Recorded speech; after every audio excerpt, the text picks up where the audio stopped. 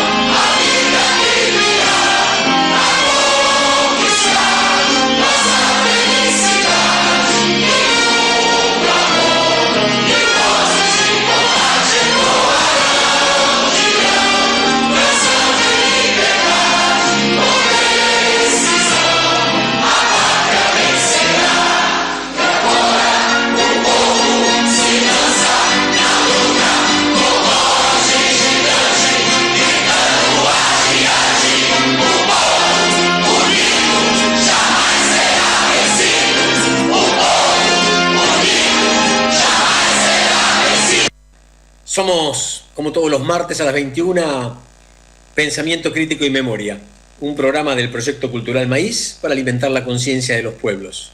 Hoy, nuestra cortina en portugués, como no podía ser de otra manera. Este es un proyecto colectivo que producimos los compañeros Roberto Paiva, Zulma Gómez, Keila Hamra, Ariadna Zambucetti, Rafael Solano, Mary López, Mónica Evangelisti, Ariel Testori y Ricardo Con, con la colaboración de compañeros y oyentes que aportan sus temas de interés sociocultural, político, histórico de los pueblos latino, afro, indoamericanos de la patria grande. Hoy abrimos nuestro programa con la cortina en portugués, himno de la victoria electoral de Lula en Brasil. Y continuamos con el clip de la potente canción de Gieco, Santa Olalla y Miss Bolivia para la película Seremos Millones.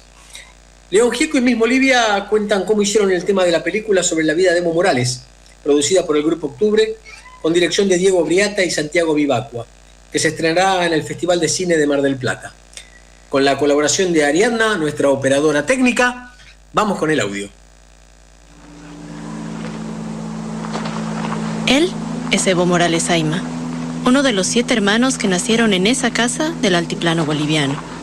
Sus padres fueron campesinos y él, nuestro primer presidente indígena.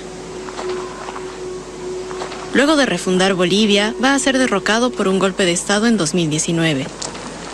Pero antes de llegar a todo eso, debemos regresar unos 500 años en nuestra historia.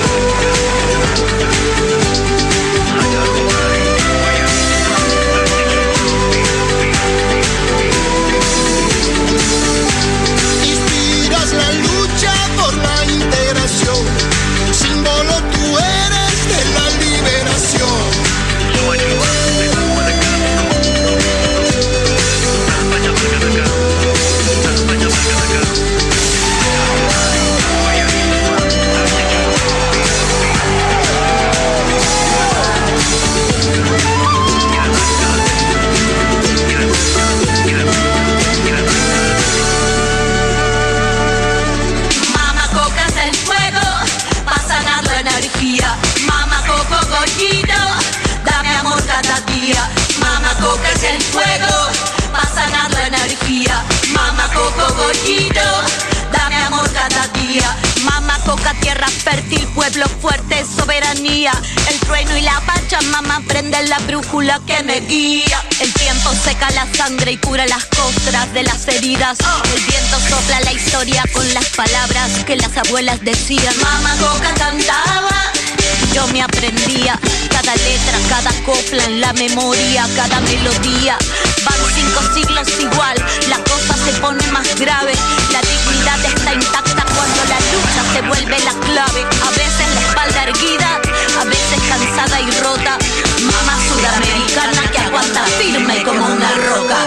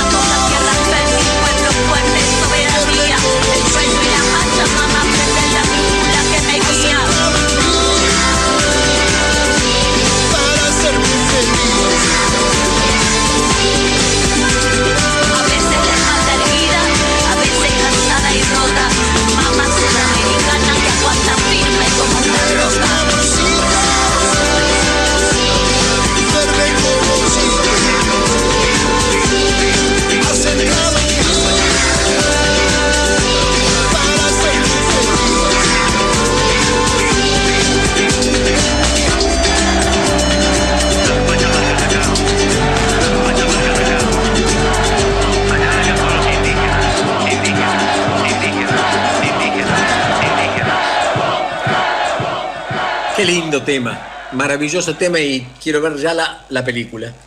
Bueno, hoy tenemos un par de ausencias. No pudo venir Ariel por la enfermedad de una hija chiquita.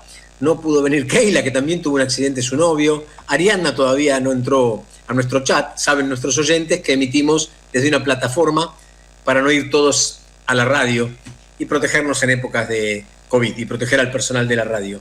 Así que vamos a turnarnos a la lectura con la colaboración de Federico Sambucetti, que hoy nos hizo la gamba, y vamos con las efemérides populares de esta semana. ¿Avanzar, Roberto? Bueno, el 29 de noviembre del 2009 entra en vigor la asignación universal por hijo, un seguro social que la Argentina otorga a desocupados o quienes tienen menos del salario mínimo por cada hijo menor o discapacitado.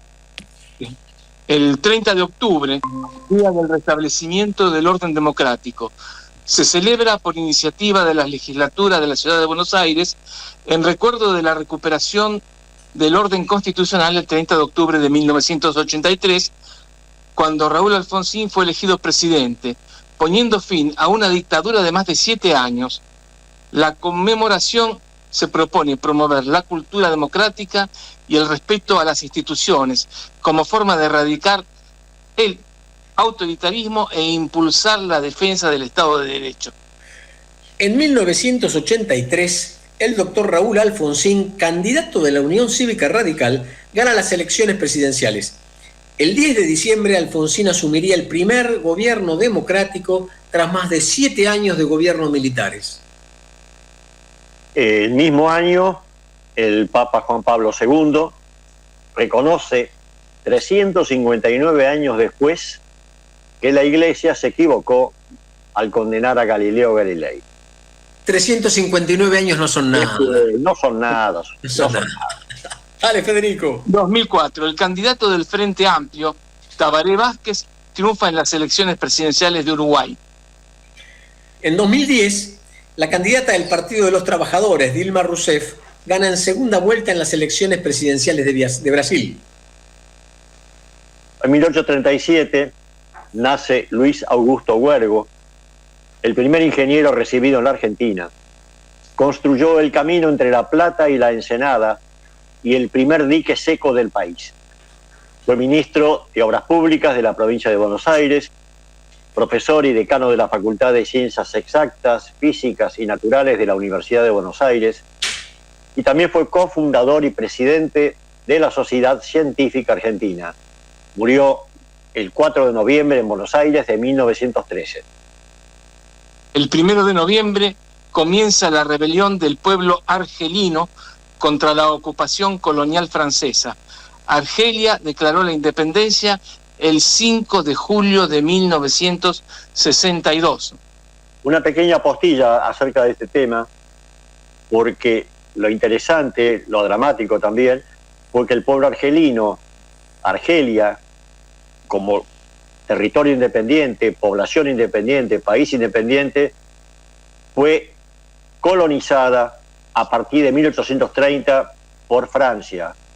En ese momento estaba en el gobierno Luis Felipe de Orleans y fue una movida tremendamente importante, política y dramática, sobre todo para Argelia, aunque desde luego muy beneficiosa para Francia, ¿no?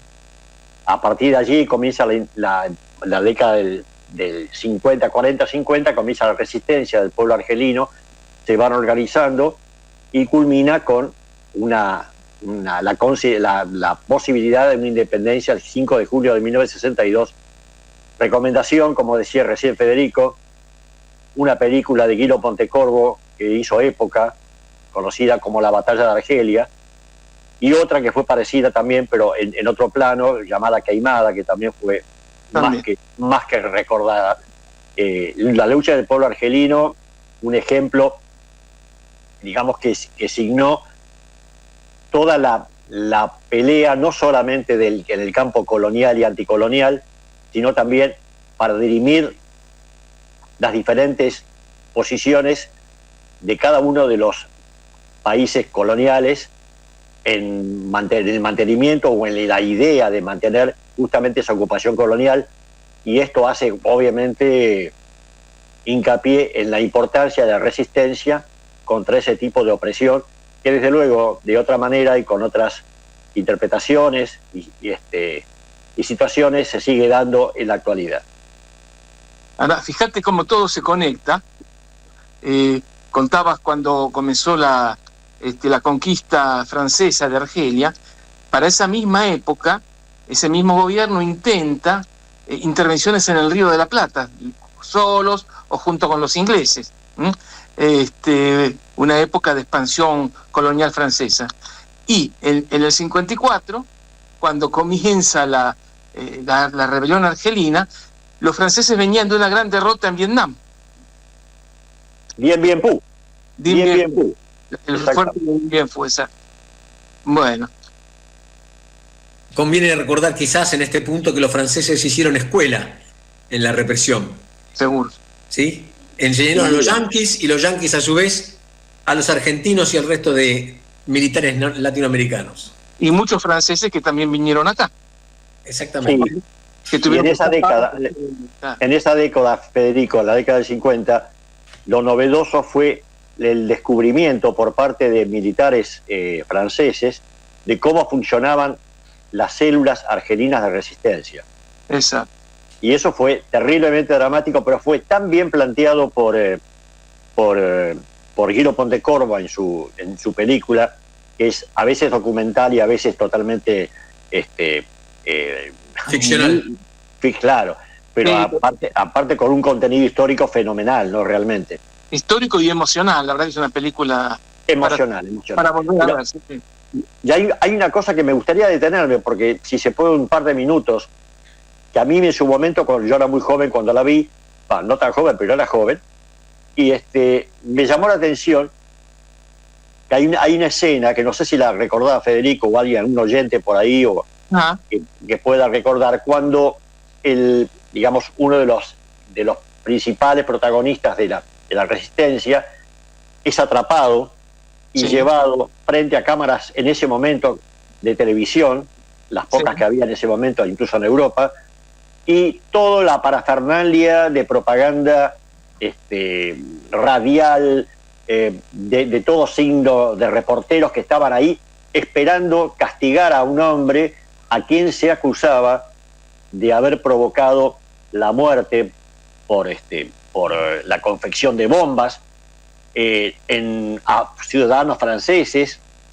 libres y responsables de estar en ese lugar, y que entonces le preguntaban si no se sentía un asesino ante esa situación, y este hombre esposado y frente a las cámaras tiene una respuesta realmente que es increíblemente no solamente lúcida, sino que lo compromete con una ética y un comportamiento moral que lo enaltece, preguntándole, ¿tengo oportunidad de hablar?, preguntó. ¿Me dejan defenderme? Sí, total, ¿qué puede decir?, le decía medio en sorna, ¿no?, el reportero. Entonces él dijo, bueno, miren, dice, desde 1830 estamos tratando de entender esta situación. Y nuestro pueblo decidió organizarse para resistir y para pelear con una potencia del tamaño y de la importancia militar y hasta cultural que tiene Francia. Nosotros nos defendemos como podemos. Nuestras bombas fueron caseras y desde luego muchas veces nos explotaban en las manos. Entonces yo lo que les propongo, ¿qué les parece? Si ustedes nos ceden sus aviones, sus tanques, sus obuses, todo lo que tengan ustedes, digamos, como armas, les cambiamos eso por nuestras canastitas con bombas. ¿Qué les parece? ¿Hacemos el cambio? Desde luego, se imaginan, esto habla de la asimetría de poder tremendo, y le dejó con la boca obviamente tapada a este canalla del periodista, sí. Del periodismo, sí. A mí me pasa algo con esta película, no sé si les pasa a ustedes, al verla a través de los años varias veces, cuando fui joven, después cuando fui un poco menos joven, ahora, ¿no? Le hace plantear a uno posiciones respecto a la violencia política, ¿no?, de los límites de la violencia política, y que quizás cada vez que la veo tengo una respuesta distinta, ¿no? Es un tema muy movilizador el de la película. Sin duda, sí. Absolutamente, y tiene que ver también con el entorno político. Retomando las efemérides populares, el 1 de noviembre del 74, y parece que tiene que ver también con la violencia política, muere asesinado en el 74, sí, Alberto Villar, jefe de Policía Federal y de la organización paramilitar conocida como la AAA. Una bomba colocada por la organización Montoneros en la embarcación en la que viajaba mató a Villar y a su esposa. Vamos, Roberto. 3 de noviembre de 1970, Salvador Allende asume la presidencia de Chile. El 4 de noviembre de 1780 estalla en Perú una sublevación acaudillada por el descendiente de los incas, José Gabriel Condorcanqui, conocido como Túpac Amaru. El 4 de noviembre de 1984, el Frente Sandinista de Liberación Nacional, con la fórmula presidencial Daniel Ortega Saavedra, Sergio Ramírez Mercado, gana las primeras elecciones en Nicaragua tras el derrocamiento del régimen somocista. El 2 de noviembre de 1906 nace Luchino Visconti. Miembro de una familia aristocrática, adhirió al marxismo y se convirtió en un reconocido regisseur de ópera y director de cine. Su fama como cineasta llegó después de la Segunda Guerra, con La Tierra Tiembla. Antes había firmado Obsesión, uno de los primeros films neorrealistas. Más tarde llegarían títulos como Noches Blancas, El canto de cisne del neorrealismo, que es Rocco y sus hermanos, El gato pardo, El extranjero, La caída de los dioses, Muerte en Venecia, Grupo de familia y Ludwig. Murió en 1976. Vamos a escuchar un audio que tiene que ver con Rocco y sus hermanos. Por favor, Diana.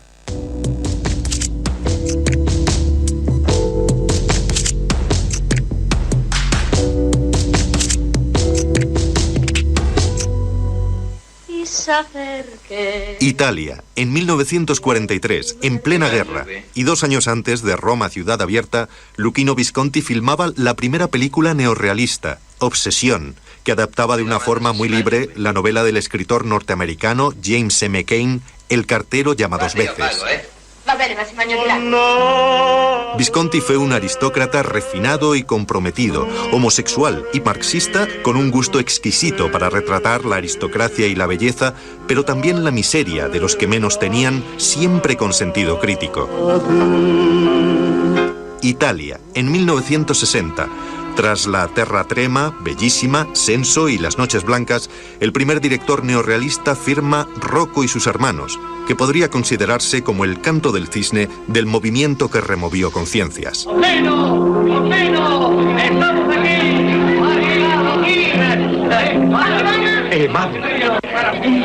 Anda, baja, estamos en Milán. Desde un arrebatador comienzo, mientras sonaba el tema Terra Lontana de Nino Rota, Visconti nos mostraba la llegada a la gran ciudad, Milán, de una familia humilde que huye de su tierra natal ante la falta de oportunidades. Sí, es cierto, salvo por la música, estas mismas palabras podrían servir para Surcos, película española de José Antonio Nieves Conde, rodada en 1951 y que trata el mismo tema. El éxodo del campo a la ciudad industrial, la búsqueda de oportunidades y, al mismo tiempo, la inexorable desintegración familiar. Rocco, mira. Mira qué escaparates, qué luces. Todo en esta película, que tiene casi 60 años, nos resulta de ardiente actualidad. Que allá en nuestra tierra, las gentes viven casi como los animales, que solamente conocen el trabajo y la sumisión. Unos actores que no lo parecen, desde Alain Delon como Rocco, Renato Salvatori como su hermano Simone y Annie Girardot como Nadia, una prostituta de la que ambos se enamoran. Yo estaba muy desarrollada para mi edad y me aburría jugar a las 4 esquinas. En los créditos de Rocco y sus hermanos, otros nombres de oro del cine italiano, desde Claudia Cardinale a Nino Rota, con una de sus más grandes bandas sonoras. Pero nosotros hemos decidido arreglárnoslas solos. Giuseppe Rotuno en la fotografía y Suso Secchi D'Amico, una mujer clave en la historia del cine italiano, cofirmando el guión junto al mismo Visconti. ¡No, Simón, no lo hagas! ¡No! ¡Vamos, cógelas! En su estreno, Rocco y sus hermanos fue censurada en algunas escenas por su crudeza y en otras ocasiones fue cortada simplemente para hacerla más corta. ¡Rocco, ayúdame! En España la censura hizo de las suyas, eliminando escenas completas o desnaturalizando otras. Ganadora de los premios Fipresci y especial del jurado en el Festival de Venecia, Rocco y sus hermanos es una historia tan humana como una metáfora bíblica que hace palidecer a algunos culebrones, pero sobre todo es una conmovedora obra maestra. Ha venido, estaba segura, me lo decía el corazón. Ahora soy muy feliz. Como alguien dijo en una ocasión, una ópera no cantada.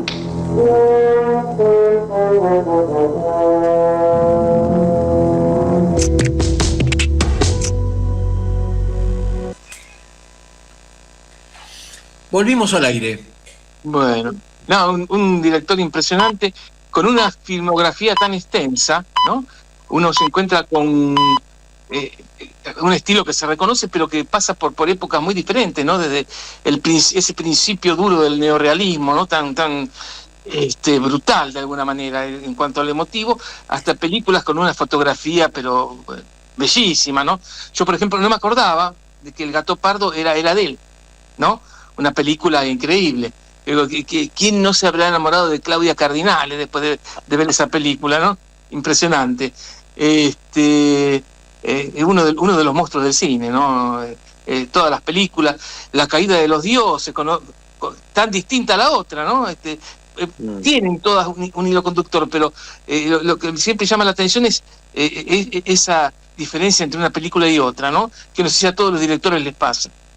Pero aparte se sacaban chispas en realidad entre ellos, porque hubo una trilogía que fue desde antes incluso de Vittorio De Sica, sí, con Ladrones de Bicicleta, bueno, no sé, pero yo me acuerdo de que había que estar sin ninguna duda atento a lo que produjeran los tres grandes monstruos de todo ese periodo, por lo menos en Italia, que fueron Visconti, Michelangelo Antonioni, sí, el Desierto Rojo, no me lo olvido más esa película, y desde luego el grandísimo, enorme Federico Fellini, ¿no?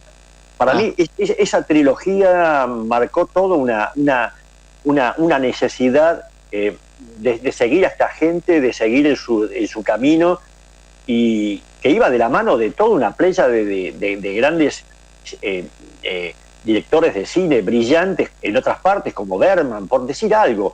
No sé, yo me quedaba, pero era muy chico, pero era joven, pero me impactaron de tal manera que aún ahora, como decís vos, Federico, yo, a pesar de la edad que tengo, lo sigo disfrutando y tratando de aprender cada cosa de su lenguaje, ¿no? De su lenguaje fílmico, y hasta te diría que es música, porque de alguna manera también es plástica, ¿no? Mira, yo no puedo ver hoy Ladrones de Bicicleta sin llorar. Claro. Digo, no voy a llorar, no voy a llorar. Y sé que voy a llorar. Esa o la otra, la del jubilado, ¿cómo era? Humberto G. Ah, sí. ¿Te acordás? O Milán.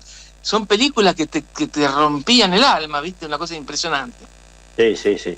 Bueno, hay muchas cosas para comentar. Y lástima que no está Ariel, que Ariel es el fanático de la filmografía de todas las épocas, y también nos hubiera podido dar una mano, pero bastó con la posibilidad de tenerlo. Después siguieron otros, ¿no? Héctor Escola, Dino Risi. No, fueron genios realmente, por lo menos en Italia. Yo le tengo un afecto especial a toda esta gente, ¿no? Sí, yo los conocí, yo era muy chiquito, ¿viste? Sí, bebé. Federico éramos compañeros del colegio, pero yo era mucho más chiquito. Acá la única que es joven es Zulma, nada más, y ella puede ser que... Sí, y es una excepción que admitimos quinceañeras. Sí, quiero que escuchen la letra del próximo tema musical. Es muy entretenido. Por favor, Diana.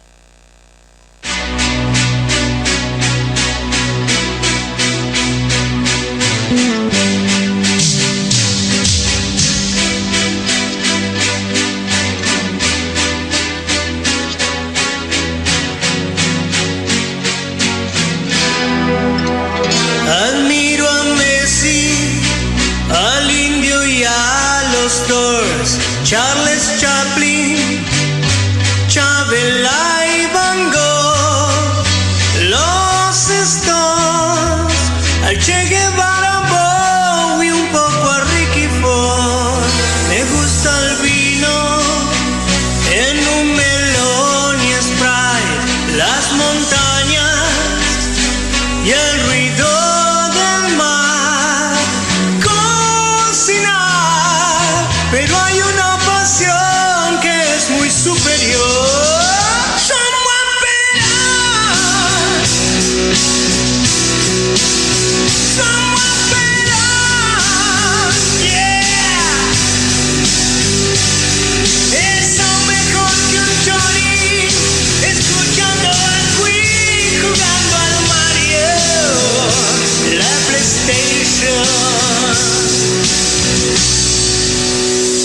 Me cabe el camping, salir de titular, la Cuca Sarli, tomar Fernet, fumar, Olmedo, un escenario, un show, sangría y Ricky Ford.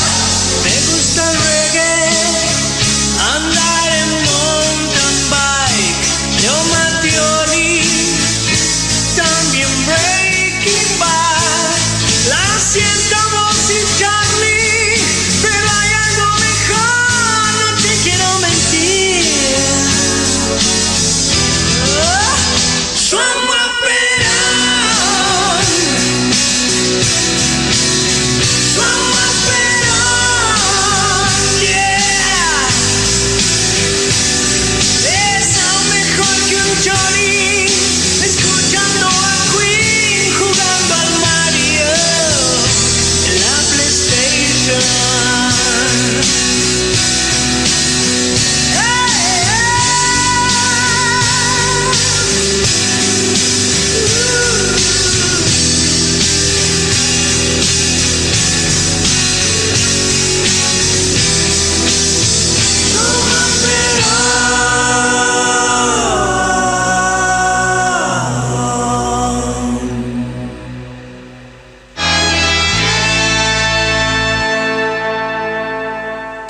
Para comunicarte con el proyecto Cultural Maíz durante la emisión del programa, podés hacerlo llamando al 11 2690 8496.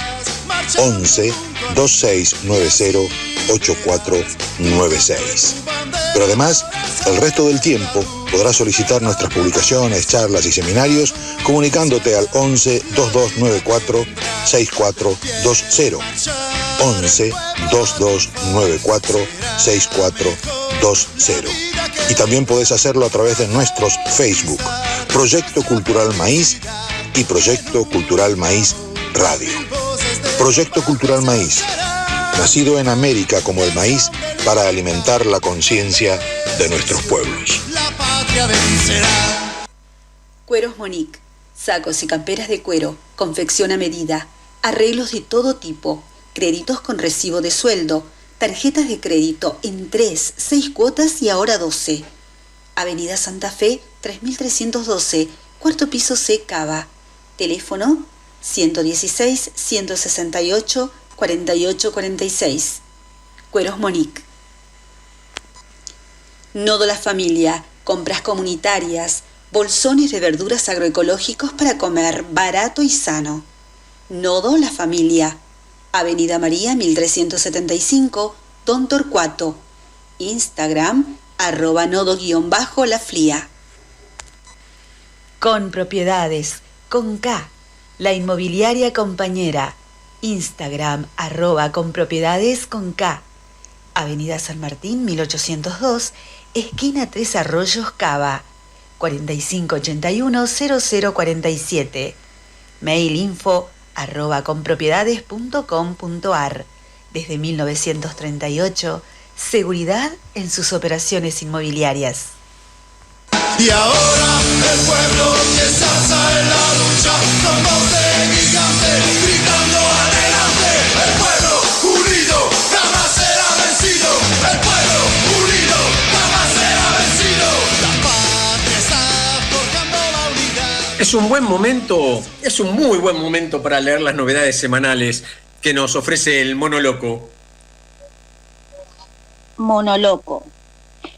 Dice el macrista Gerardo Milman que él no sabía nada del atentado a Cristina, que si bien unos días antes del atentado había presentado un proyecto diciendo que había que evitar que Cristina se victimice, y el mismo día del atentado tuiteando que le saquen la custodia, son solo simples casualidades. Bueno, usen la imaginación.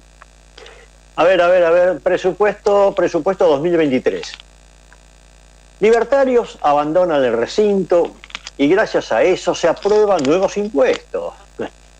Troscos que votan en contra de que los más ricos paguen impuestos. Bueno, falta que Clarín publique una tapa con una noticia verdadera y ahí sí, apagar la luz y vámonos. Desde acá enviamos nuestro más sentido homenaje a la diputada macrista Camila Crescimpini, quien perdió un hijo hace menos de un mes y otro hijo está internado. Actualmente está de licencia. Y aún así, fue a votar a favor de que los jueces no paguen ganancias y mantengan sus privilegios. Admirable. Larreta promete que si llega a ser presidente va a derogar el impuesto que se creó por culpa de Milei, pero piensa dejar el impuesto a la tarjeta de crédito que él mismo puso en Cava, porque tampoco somos Venezuela, Los periodistas deportivos se volvieron ácidos y sarcásticos, riéndose del manual de instrucciones que le envió el INADI, como si fuesen que todos ellos fueran el faro de la deconstrucción, el respeto y la tolerancia. Bueno, era hora, Sobreseyeron a Susana Jiménez en una causa por falsificación de declaración jurada de bienes personales. Me avisan que el mismo juez que sobreseyó a 2 hermanos de Macri por blanquear fondos de una offshore con cuentas en Suiza y declaró inocente a Mauricio Macri por los Panama Papers. Estoy re sorpresa.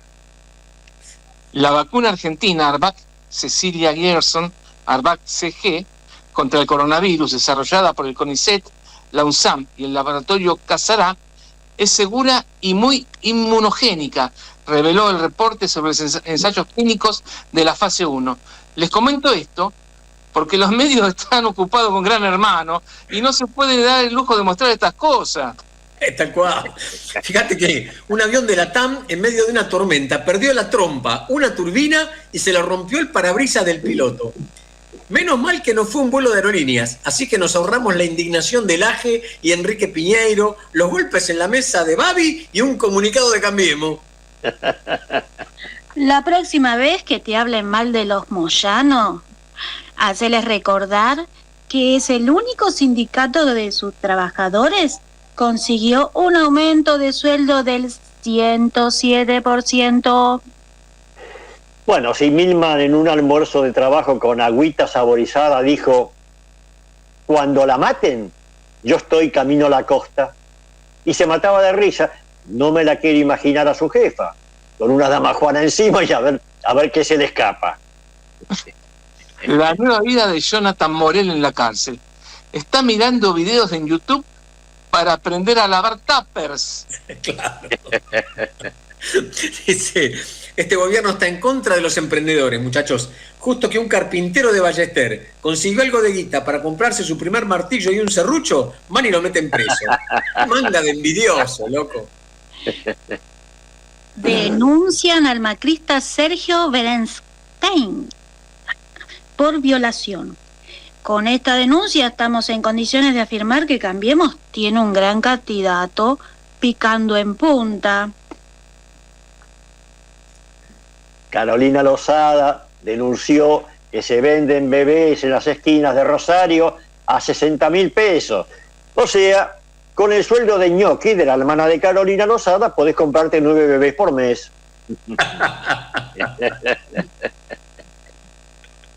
Y ahora el audio. Sí, viene un poquito de música con un tema muy romántico. Vamos, se van a enterar cómo me nació este amor.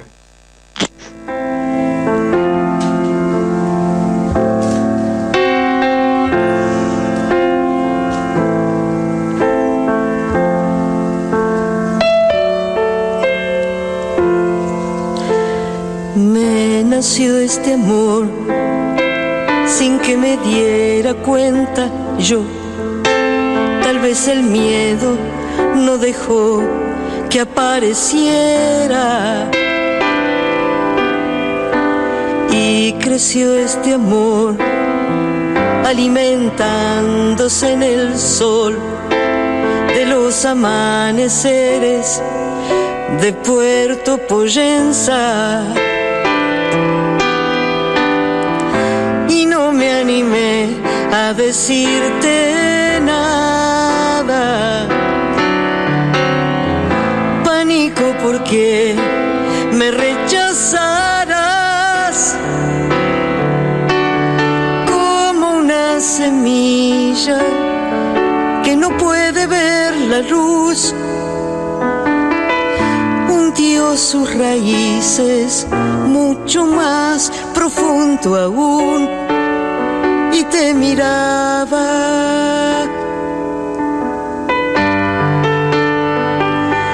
y te esperaba.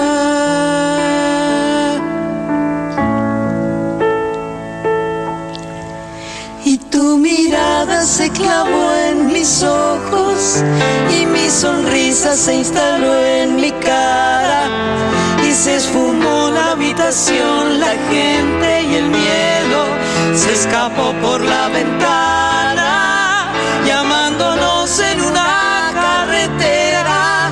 Nos sorprendió la luz de un nuevo día, como a dos jóvenes adolescentes, tu mano húmeda sobre la mía. Wow. Te nació este amor sin que me diera cuenta yo. Tampoco el miedo permitió que apareciera. Y te creció este amor alimentándose en el sol de los amaneceres de Puerto Poyensa. Y no te animaste a decir nada. Pánico porque te rechazarás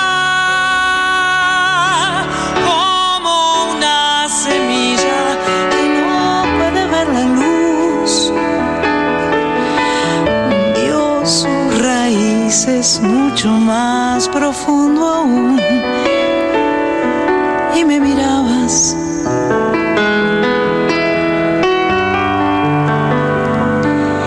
Y me esperabas.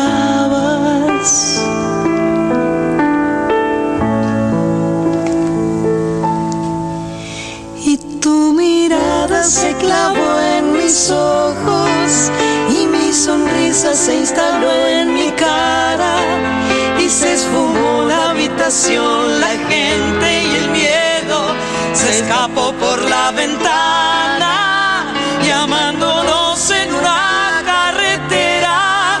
Nos sorprendió la luz de un nuevo día, como a dos jóvenes adolescentes, tu mano húmeda sobre la mía y nuestros cuerpos festejaron juntos ese deseado y esperado encuentro.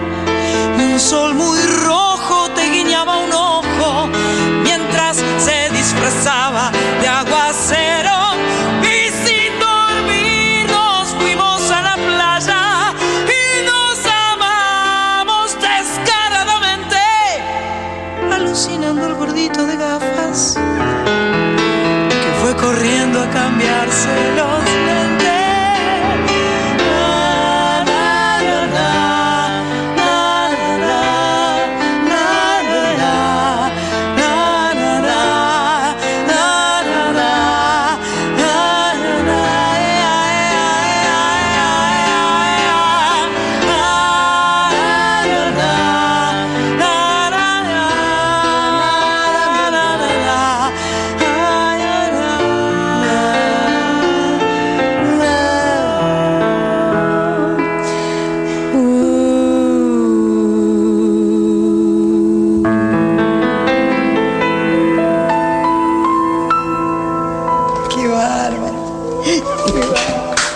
Lo hacemos igual. Decía Bartolomé de las Casas que la lengua de los indios era la más elegante y más copiosa de vocablos y la más dulce en sonidos.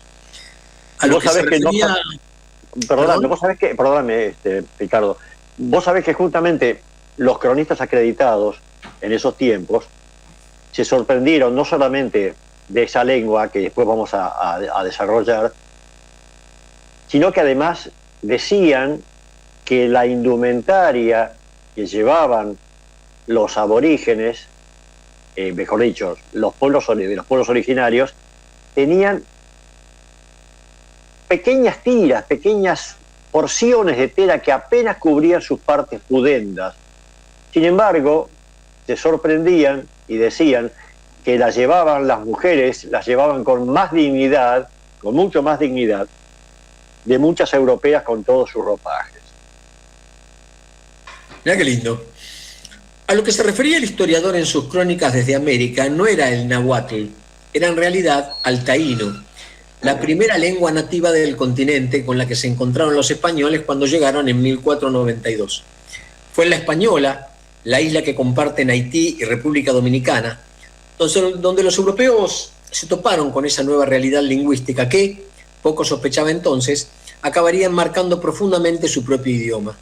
Los taínos fueron el primer pueblo nativo que Cristóbal Colón encontró en América a su llegada en 1492. Zulma, dame una manito con la lectura, así nuestros docentes no se aburren, pero primero desmuteate. Ahí está. Gracias. Los conquistadores adoptaron palabras taínas como denominar nuevas realidades que no conocían, sobre todo las relacionadas con la naturaleza, y se las llevaron en sus viajes posteriores por otros territorios. Esto hizo que muchos países de la América continental abandonaran incluso sus propios indigenismos para adoptar palabras taínas llevadas por los españoles desde la República Dominicana, Puerto Rico o Cuba, entre otros.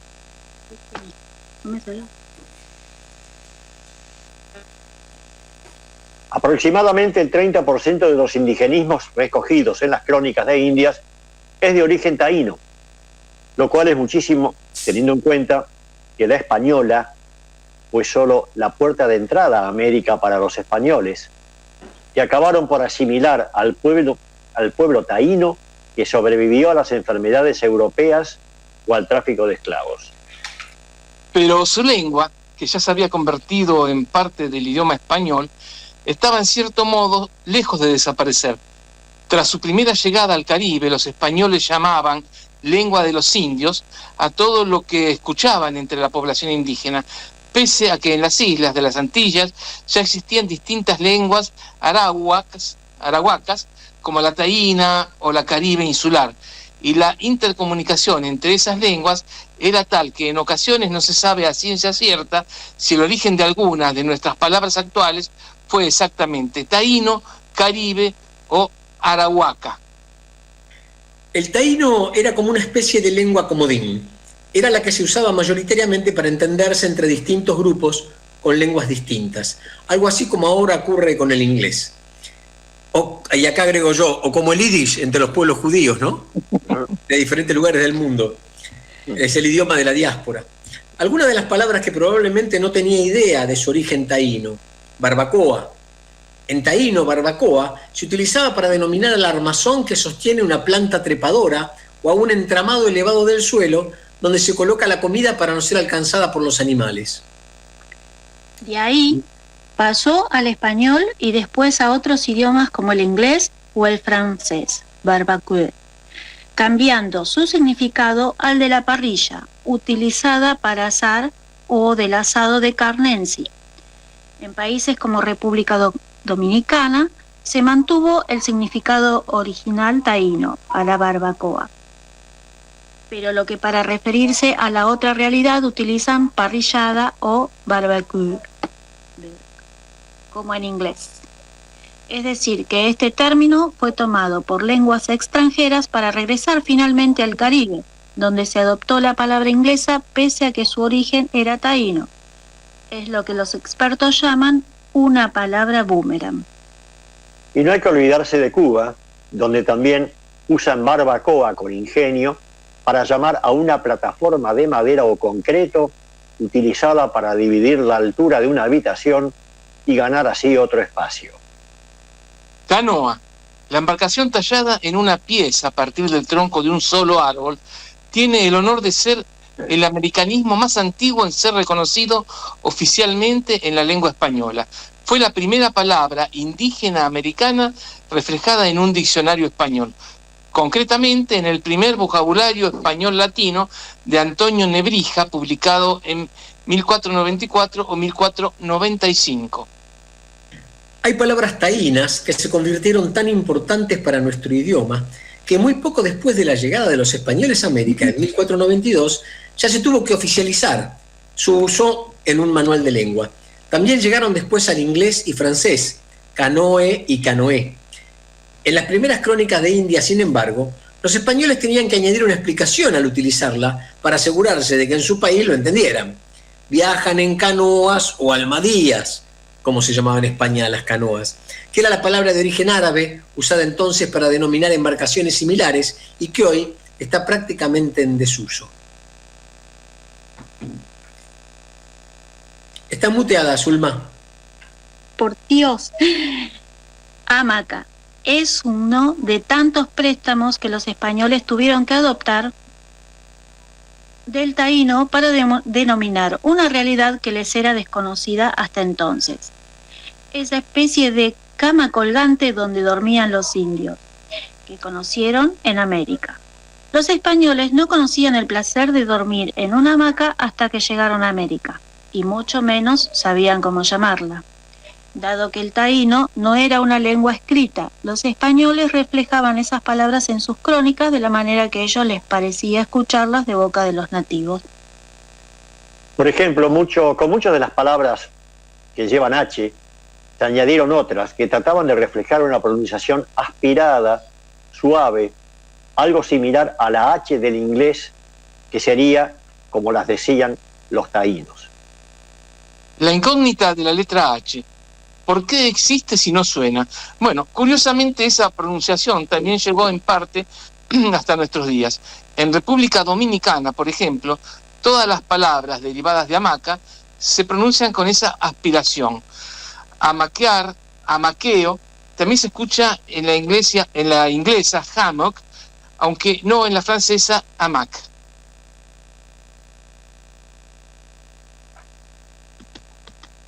Suena como una especie de hammock, como una especie de J aspirada en nuestro idioma. Claro. Hay palabras que los taínos regalaron al español, pero que se hicieron populares en la mayoría de los países hispanohablantes, pero que curiosamente no permanecieron en la zona del Caribe en la que nacieron. Es el caso de la palabra piragua, por ejemplo, la palabra que denomina una embarcación larga y estrecha, pero que en Puerto Rico se usa para referirse a un granizado de hielo con sirope. O también el caso de la papaya, la fruta que sin embargo es llamada lechosa en República Dominicana o Venezuela, mamón en Paraguay o fruta bomba en Cuba, entre otros diferentes nombres y países. Pero no siempre los españoles podemos chocarnos ahí. Por favor, Zulma, te pido, por favor, no me interrumpas. Muy bien ahí. Dale vos, Zulmita, dale vos. Dale, Zulma. Gracias. Pero no siempre los españoles adoptaron palabras taínas para llamar a las nuevas realidades que descubrían en América, sino que a veces utilizaban palabras ya existentes en su idioma si le encontraban alguna similitud. Es lo que ocurrió cuando descubrieron la piña tropical, a la que vieron cierto parecido con el fruto del pino que ya conocían, y por ello decidieron darle otra acepción a esa misma palabra. Algunas palabras taínas se extendieron desde el Caribe a más países hispanohablantes, pero no se impusieron a otras palabras indígenas que ya existían en esos lugares para referirse a una misma realidad. Es el caso del ají, que se sigue utilizando en Sudamérica y el Caribe de la misma manera que el chile, de origen nahuatl, se quedó en México y Centroamérica, o, entre paréntesis, pimiento en España. La palabra más linda que el nahuatl le regaló el español, y otras que se usan de forma cotidiana en España y América Latina, o el maní, de origen taíno, pero que tampoco desbancó al cacahuate o cacahuete nahuatl, que se sigue usando en México, España y parte de Centroamérica. Algunas palabras taínas llegaron hasta nuestros días, pero fueron derivando hacia otros significados diferentes al original. Por ejemplo, la definición actual del cacique, como persona que ejerce una excesiva influencia en política en un pueblo, no tiene que ver con la del jefe de los indios taínos. Los caciques eran los jefes de los indios taínos. Tras su encuentro con los españoles, fue que la palabra se transmitió a otros países hispanohablantes. O la batata, que además del tubérculo es utilizada en Puerto Rico para referirse a la pantorrilla. La guayaba, que además de como fruta se utiliza como sinónimo de mentira. En muchos países de América Latina, y que mutó incluso hasta convertirse en guayabera, esa clásica camisa ligera tan habitual en México, el Caribe, Brasil o incluso las Islas Canarias en España. El taíno sigue muy presente en el Caribe, en el que nació, sobre todo en Cuba, República Dominicana y Puerto Rico, donde muchos de los nombres de sus pueblos, ríos o montañas tienen raíces de esta lengua indígena, similar al nahuatl en México, y en Puerto Rico, por ejemplo, la influencia es tal que la mitad del nombre de sus 78 municipios es de origen taíno. Probable que conozcan la famosa marca de puros habanos Coiba, pero ¿saben de dónde tomó su nombre? Lo cierto es que aunque esta marca comercial nació en Cuba en los años 60, su nombre es mucho más antiguo. Cuando los españoles llegaron a la isla, se encontraron con que sus pobladores taínos fumaban unas hojas de tabaco enrolladas. El nombre que le daban no era otro que cojiba. Pero hay muchas otras palabras de origen taíno: yuca, huracán, caimán, ceiba, iguana, tiburón, por no hablar de las que solo son utilizadas en los países hispanohablantes del Caribe. ¿Qué me contás, Roberto? Hay palabras que realmente me asombra que usamos cotidianamente. ¿Cómo se incorporaron a nuestro patrimonio cultural? Sí, bueno, esos se llaman de alguna manera, aunque no se reconozcan plenamente, son llamados préstamos culturales. En la teoría antropológica es muy habitual hablar de préstamos culturales cuando de alguna manera una cultura, un tipo de particular desarrollo civilizatorio es capaz de transmitir y de extender justamente ese tipo de vocablos y ser aprehendidos, tomados por otros pueblos y para enriquecer los propios, ¿no? Pero acá sí. lo único que quiero comentar es algo que es una postilla entre dramática y pero absolutamente real e histórica, ¿no?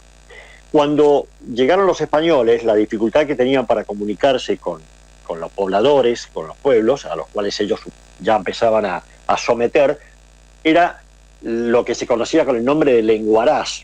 Ellos tenían que tener alguien que fuera capaz de medianamente interpretar, dividir las opiniones, pero sobre todo tratar de entender qué era lo que le pedían justamente los españoles, qué era lo que querían hablar. Pero el tema era que cuando estaban en presencia de temas exclusivamente económicos, la palabra requerimiento, que parece ser simplemente eso, un requerimiento, como una especie de pedido, en realidad lo que ocultaba era una demanda de aceptación forzosa, por parte de los españoles hacia los pueblos originarios, para que aceptaran las condiciones que les imponía esa nueva cultura que se había desembarcado en sus tierras, ¿no? Con respecto al tema religioso, con respecto al tema de la producción. Y entonces, lamentablemente, todo eso era prácticamente inaccesible e inasible para entenderlo por parte de estos pueblos originarios.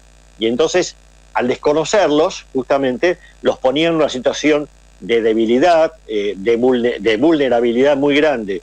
Y esto llevó a que el que no aceptara los requerimientos de los españoles, estaban sujetos de alguna manera y eran la justificación para hacer lo que ellos llamaban la guerra justa. Ahora, fíjate qué interesante esto, ¿no? El origen del requerimiento, que era como esa proclama o ese bando que se le leía cada vez que se encontraban con un pueblo nativo. Exacto. ¿Qué pasa?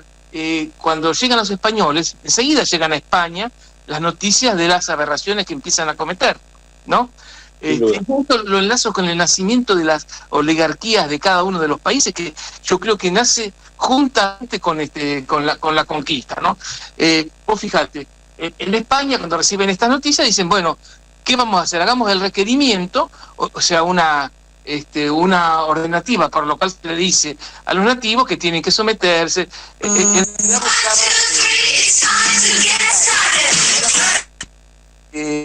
Este encuentro entre los dos pueblos terminó siendo una locura, ¿no? Porque muchas veces lo leían sin lenguaraz, o sea que los pueblos que lo escuchaban no sabían de qué se les estaba hablando. Y cuando digo que tiene que ver también con el nacimiento de las oligarquías nacionales de cada uno de los países, justo estamos hablando de la zona de Santo Domingo. Hubo un hecho que ocurrió, y no me acuerdo exactamente la fecha, creo que fue para Navidad de 1520. Ya hacía unos años que estaban los españoles ocupando las islas. Dicen que en esa época llega un nuevo obispo a Santo Domingo, claro, y cuando llega y ve lo que están haciendo los españoles, el sometimiento, las vejaciones, cosas horrorosas, en la misa de Navidad de 1520, habla, cuando da su sermón, y les dice, imagínense, está reunida en la iglesia toda la élite de la isla. Y se despacha con decirles todo lo que están haciendo. Son malos cristianos porque hacen esto y esto y esto, y las violan y tienen hijos con ellas. Y bueno, relata todo lo que ve y le cuentan. Bueno, tuvo suerte el obispo, que justo a la mañana siguiente salía un barco para España, porque por eso salvó su vida. Lo buscaron para matarlo. Bueno, y cuando digo esto, porque esa élite primitiva todavía de lo que iban a ser las colonias, ya era el germen de la oligarquía. Era esas familias que se empezaban a adueñar de todo, más allá incluso de lo que dijera España. Le birlaban a España los impuestos, estaban haciendo ellos los dueños del lugar. Y después se va a ver con mucha más fuerza después de los procesos de independencia, ¿no? Sí, sin duda, sí.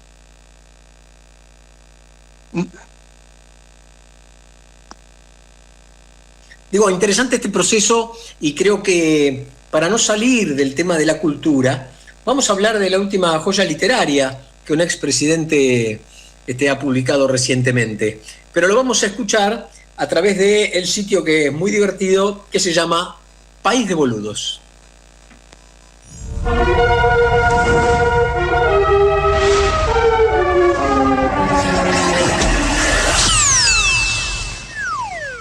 Hola, ¿cómo están? Bienvenidos a una nueva edición de País de Boludos, el programa que predice el futuro, cuando ya pasó. El Mauricio está en el mejor de los mundos posibles, y no me refiero a una reposera frente a una tele de 80 pulgadas en la que pasan el mundial sobre una montaña de guita fugada. No, quiero decir que se encuentra en una posición muy cómoda de cara a su futuro político. Es que se dio su hipótesis de máxima. Después de él vino un gobierno lo suficientemente malo como para borronear el desastre que fue su propia gestión. Entonces ahora el Mauro sale a lucirse como un estadista fresco y con el historial reseteado. Sí, web televidente, aunque no lo puedas creer, la imagen pública del Mauricio resucitó como el gato Félix. Y a eso se le suman otras buenas noticias para él. En su propia coalición no se despega en intención de voto ninguna figura clara para 2023, el amplio espectro peronista escupe sangre contra las cuerdas y el sentido común popular está tan corrido a la derecha que el Mauri ya no tiene ni que caretear el ajuste y la mano dura. Palo y a la bolsa de valores. Esta semana lanzó su libro escrito por otros, su autobiografía apócrifa, ¿Para qué?, en donde está más o menos explicado su rumbo de gobierno, un futuro distópico, mitad budismo zen, mitad apocalipsis zombie. Debemos tener la valentía de terminar de inmediato con legislaciones obsoletas en materia laboral, sindical, previsional y fiscal. Es otro de mis aprendizajes en la presidencia. Lo que no se hace de entrada es muy probable que no se pueda hacer nunca. La reducción drástica del gasto público deberá estar entre las medidas iniciales. Nuestras industrias tienen que saber que su tiempo para ser competitivas está llegando a su fin. El nuevo gobierno no estará en condiciones de seguir defendiendo el proteccionismo a costa de los bolsillos de los consumidores. Hay que ser claros, las calles son de todos los ciudadanos y todos tienen derecho a transitarlas. El derecho de protesta debe encontrar un límite cuando perjudica a terceros. Existe una larga lista de empresas públicas que deberán pasar a ser gestionadas por el sector privado sin excepciones, o que deberán ser eliminadas. Seamos claros, este mismo plan de gobierno es el de Larreta, Bullrich, Vidal y Milei, solo que el Mauricio tuvo la viveza de ponerlo por escrito. Pero todo ese pelotón va detrás de un plan de shock. Las 3 reformas, laboral, previsional, impositiva, soltar el dólar, abrir importaciones, privatización de empresas públicas, vuelven los 90, pizza banana, champagne, cocaína, Miami y después desempleo y olla popular. Pero ¿quién te quita el olor a primer mundo? Este último tiempo el Mauricio realizó una hábil maniobra política que lo volvió a posicionar en la cúpula de la coalición opositora, que según todos los sondeos sería la que hoy tiene más chance de ganar las elecciones en 2023. Cuando él terminó su gobierno estaba que lo tapaban todos con papel de diario, mientras se disputaban el futuro de Cambiemos. Sin embargo, el Mauricio fue muy astuto al ubicarse en el lugar de garante del cambio. Así se define. Y lo dijo claramente, voy a jugar con quien garantice el cambio.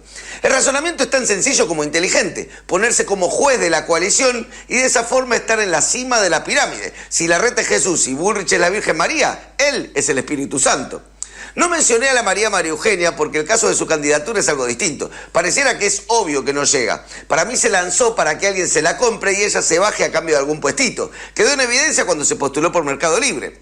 Lo cierto es que el Mauricio los tiene a todos comiendo de la mano. Es el líder fundador indiscutido del PRO, así que se va a hacer su voluntad. Y si quiere ser el candidato, va a ser él. No lo hagan pelar las carpetas. A nivel judicial está probado que la Agencia Federal de Inteligencia espió a todo el mundo durante el gobierno de Macri. Y cuando digo a todo el mundo, digo a todo el mundo. La gran mayoría de los políticos con cierta relevancia entre 2015 y 2019 es querellante en alguna causa por espionaje ilegal. Hubo operadores que manejaban la justicia, que influían en la justicia. Eso es populismo institucional. También hubo datos de evidencia que se espió a gente incluso de su gobierno. Y entre las víctimas de ese espionaje hay integrantes de su propio espacio político, Juntos por el Vamos. Emilio Monzó, Nicolás Mazzot, el Colorado Santilli, la María Eugenia y el Horacio, a quien se dice que le liquidaron el matrimonio. Todos siempre declararon que Macri no tuvo nada que ver que se trataba de grupos que funcionaban autónomamente en la AFI, controlados por la número 2 del organismo durante aquel gobierno, la turca Silvia Magdalani. Parece que hubo un acuerdo de que el agua la tapara ella y listo, llega hasta ahí. Por lo que en la esfera judicial, las causas se aprestan a dormir el sueño de los justos y todo quedará como un gran malentendido. Pero cada tanto, las causas despiertan y salen a darse un paseíto por la esfera pública, como el sábado de la semana pasada en la mesa favorita de las operaciones de inteligencia. Yo sufrí tanta persecución, llevo 30 años, pero nunca, como por parte de sectores de mi propio gobierno, que hicieron un daño terrible. Y hay un caso bajo secreto de sumario, porque yo no quiero comprometer a Todos Juntos por el Cambio, pero el daño que le hicieron a mi familia es ya irreparable. Así que... ¿De su propio gobierno? El fuego amigo, el famoso fuego amigo.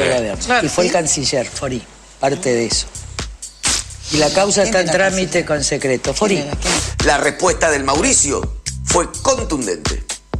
¿Te sorprendió el comentario que hizo el otro día acerca de los servicios de inteligencia? Fori es un señor, No entendí la verdad, porque Fori es un señor. Pero bueno, ya está.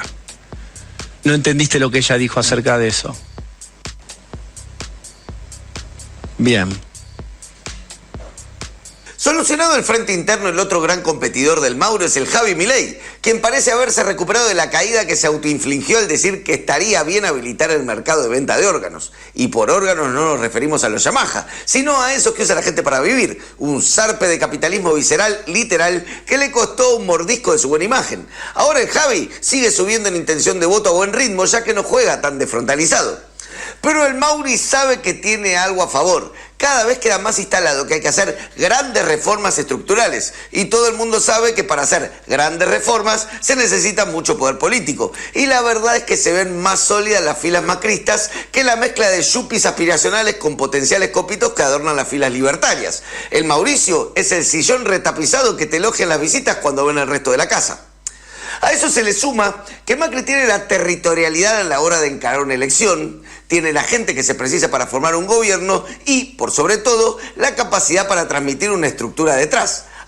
Y también el favor de los medios de comunicación, propios y ajenos. Si él quisiera, podría desgastar muchísimo a Milei, y el libertario lo sabe. Así que lo más probable es que lleguen a algún tipo de acuerdo. Entre felinos se entienden. Y con el Javi adentro, al Mauricio solo le queda una pequeña tarea: reconquistar al poder real. Las relaciones del Mauricio con el establishment quedaron resentidas después de su gobierno. Los grandes empresarios lo apoyaron en su carrera por la presidencia y él les respondió abriendo importaciones sin hacer las benditas reformas estructurales que prometió, y encima permitió que llamaran a desfilar a grandes popes de la industria por Comodoro Pi en la causa de los cuadernos. Así que el que se quemó con Cambiemos ve a un Mauricio y llora. Por eso Macri no para de girar por los canales prometiendo que ahora va en serio lo de la reforma laboral y la drástica reducción de impuestos. Nada que ver con el Mauricio de antes, que era un vago y gradualista. El otro frente económico importante al que tiene que convencer tiene que ver con el Fondo Monetario Internacional. El organismo está básicamente controlado por el bloque occidental, Estados Unidos, Japón y Europa, pero quien define la política del FMI es la Casa Blanca. Por eso el Mauro intenta tener una buena relación con la administración demócrata, aunque él siempre coqueteó con su amigo Donald, otro que te distraes y mete segundo tiempo. Por supuesto que implementar todas estas reformas económicas requiere de algo muy importante: una ingeniería legal para evitar cualquier bloqueo judicial. De hecho, por cómo está configurado el sistema en la Argentina, hoy en el país no podés hacer nada que la Corte Suprema no quiera. Bueno, cuestión que el Mauricio y la Corte, un solo corazón, tienen un grupo de WhatsApp que se llama Suprema Suiza. El obstáculo podría venir entonces del lado del Poder Legislativo, aunque si sumamos los votos que van a tener el amplio abanico liberal de Juntos por el Cambio y sus aliados ideológicos en 2023, lo más probable es que controlen ambas cámaras. Por lo que el tema finalmente va a ser la paz social, aquellas famosas toneladas de piedras que dicen que les tiraron, con las que tumbaron la reforma previsional de 2017 y capaz que a todo el gobierno de Macri. Dicen que sueña que el gordo mortero lanza un cohete hacia arriba y cuando está pasando por las nubes, Mauricio puede ver la imagen de su padre en el cielo con mirada reprobatoria. Así que el Mauricio está decidido a ser bien firme, por no decir reprimir a lo pavote. Y para reprimir a lo pavote hay que tener un buen armado entre fuerzas de seguridad, servicio de inteligencia, jueces, etcétera, etcétera. Yo ya he dicho que no estoy anotado, ¿no? O sea, yo no me he anotado y trabajo por las ideas y por los valores, ¿sí? porque creo que si las ideas no son siempre las ideas de Macri, ya es un avance, ¿no? Pues yo siento que yo puse la semilla, pero ya el árbol es de todos los argentinos. Por más que sigan... Y arriba quemando el sol. Nahuel Bianchi y Tomás García te proponen un resumen completamente subjetivo y desorganizado de la semana. Los sábados a la mañana, de 10 a 12, sigue. Y arriba quemando el sol. Y arriba quemando el sol.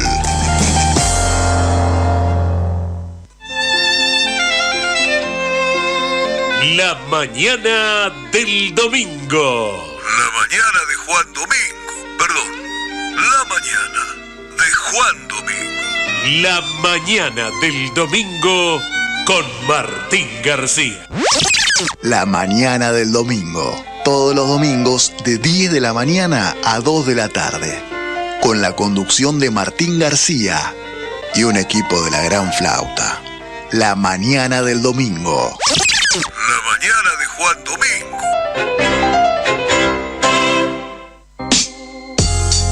WhatsApp de la Rebelde 11 2690 8496 1126 908496.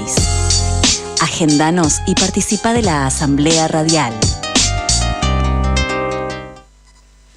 Aprendí a navegar con Escuela Barracuda y disfruta de nuestros ríos y del maravilloso delta.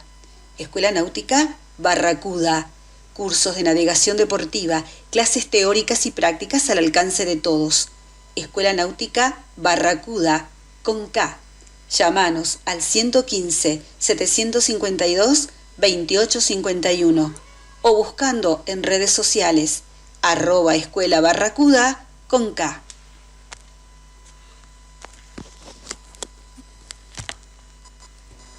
Federico Enríquez Sambucetti, compañero abogado, defensor de trabajadores. Teléfono 116-282-4142. Mail sambucetear@hotmail.com.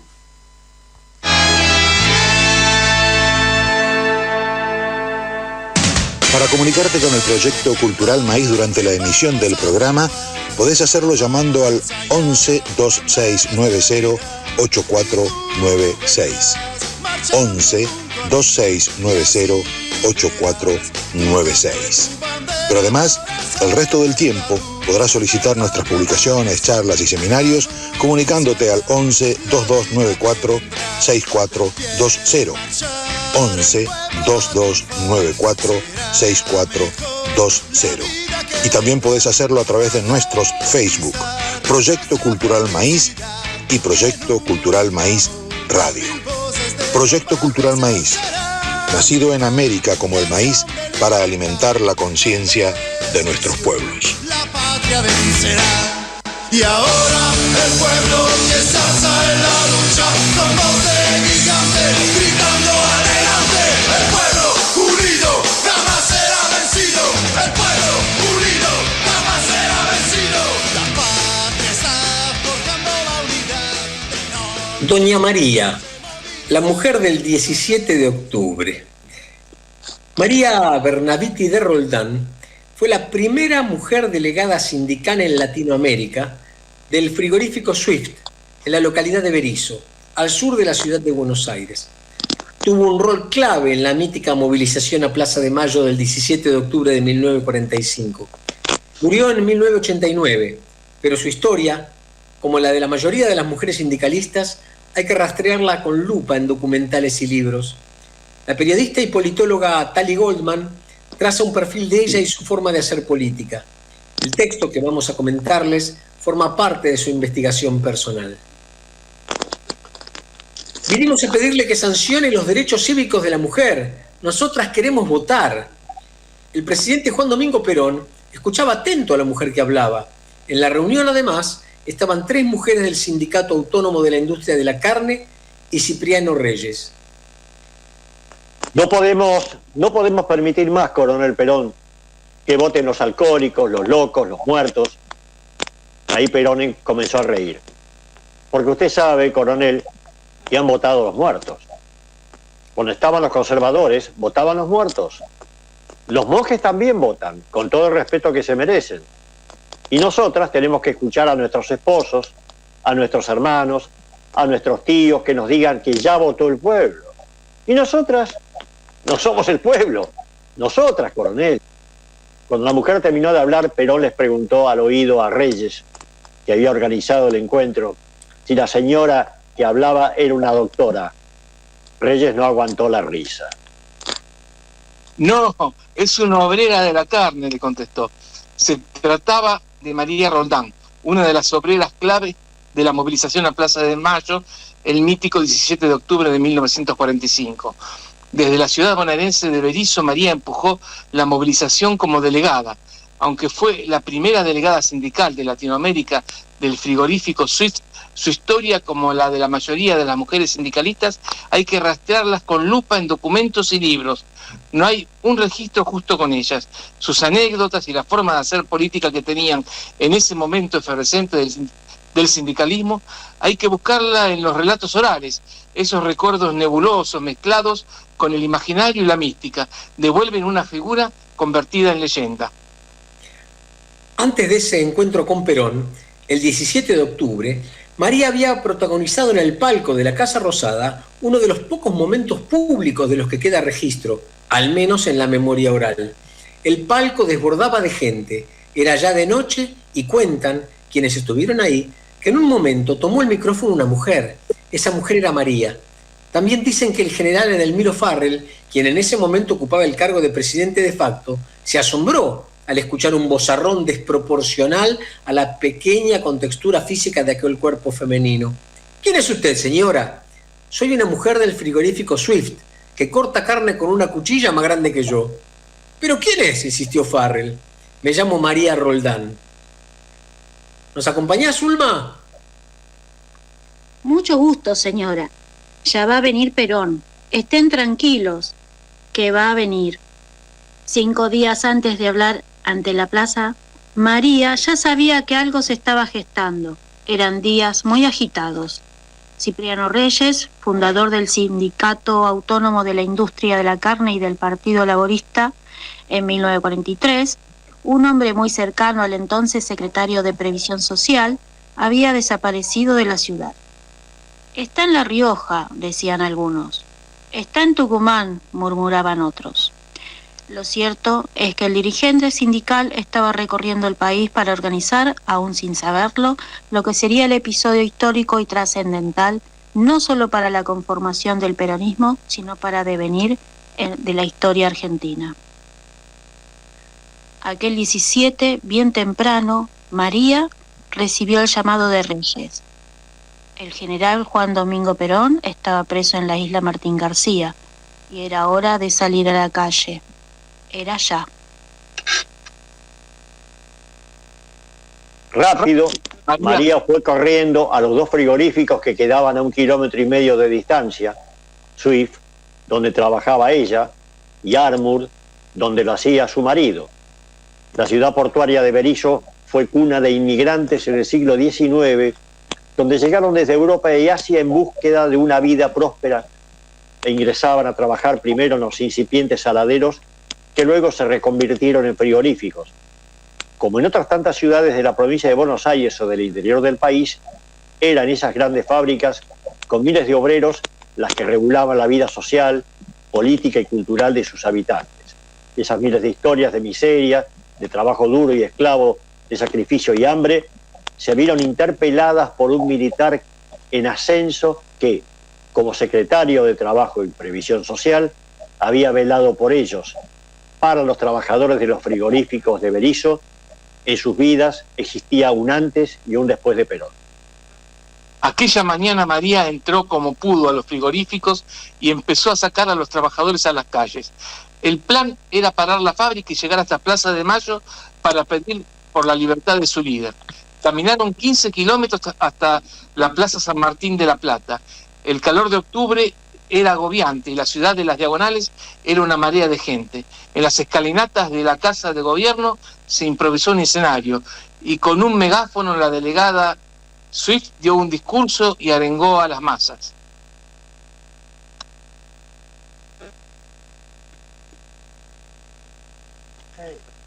Si Perón no aparece en la Plaza de Mayo, vivo y sano, antes de las 12 de la noche, los obreros seguiremos sin trabajar, paralizando al pueblo argentino, pase lo que pase. ¡La vida por Perón! De La Pampa a Berisso, como todas las historias del siglo XIX, la de María Roldán fue también una historia de inmigrantes.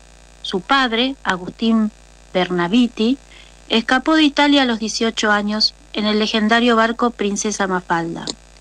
Políglota y violinista, don Bernaviti se ganaba la vida como albañil, con ideas anarquistas y un fuerte compromiso con los trabajadores. Tuvo que sortear persecuciones y amenazas de aquella policía conservadora. Su madre era Natalia Souto, también había llegado a la Argentina de una España teñida de miseria y hambruna. En esa Argentina que comenzaba a forjar su nueva identidad, el italiano y la española se casaron y tuvieron 2 hijas. En el año 1907 nació Josefa y en 1908 María. Hubo una época en la que los Bernaviti se habían posicionado bien económicamente gracias a que don Agustín era banista en el Teatro Colón. Pero el trabajo se tornó una excusa. Agustín agitaba al resto de sus compañeros y les hablaba con entusiasmo de los ideales anarquistas y la lucha por la mejora de sus condiciones laborales. María respiraba ese aire de política, de problemáticas sociales y sindicalismo amateur. Eso le encantaba, y la diferencia de las chicas de su edad. Entradas en la adolescencia, su hermana Josefa había decidido ser modista, pero María no quería estar encerrada cosiendo y bordando, quería estar afuera, como su papá. La vida de clase media y el trabajo en el Colón tuvieron un final abrupto. Don Agustín había sido amenazado de muerte y tuvieron que escapar. El destino, sin mucha opción, fue la húmeda provincia de La Pampa y el comienzo de una vida rural teñida de pobreza.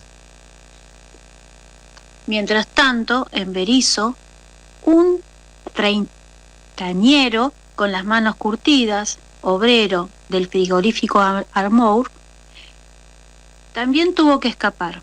La razón, lejos de la persecución política como la de don Agustín, era un meollo de tinte amoroso.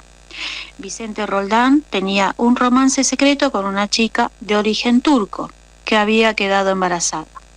Su familia, que estaba en contra del vínculo, fue tajante. Si Vicente no desaparecía de Berisso, lo mataban. De modo que con lo poco que tenía también huyó a la húmeda provincia de La Pampa. María, de 16 años, y Vicente, de 36, se conocieron, se enamoraron y se casaron pese a la oposición de los Bernaviti, que no avalaban la relación por la diferencia de edad. Pero no les importó. Comenzaron su propia vida de nómades en el campo, él como cosechero y ella como cocinera. Al poco tiempo María se embarazó y en el transcurso de 4 años la familia Roldán pasó a tener 5 integrantes. Vicente Mario Florentino, que nació con una enfermedad degenerativa que lo llevaría a una muerte temprana, y la pequeña Dora. La década infame llegó con falta de trabajo, precariedad en la vivienda y pobreza. Una noche María presenció un episodio que la aterró y la hizo cambiar el rumbo de su vida. Era una chata, esos carruajes de 4 ruedas donde se llevaban las bolsas de trigo. Una familia velaba a su hijo menor en esa chata, que había muerto de hambre en el camino. Llorando, fue corriendo a contarle a Vicente. Le dijo que ella no quería ver a sus hijos morir así, de hambre. Así que tomaron la decisión. Ya era hora de volver a Berisso. Acá les propongo hacer una pausita comercial y escuchar un tema musical, y después continuamos con este tema que me resulta apasionante. Parece una novela, aunque fue parte de la historia argentina. ¿Nos ayudás, Dayana, con eso?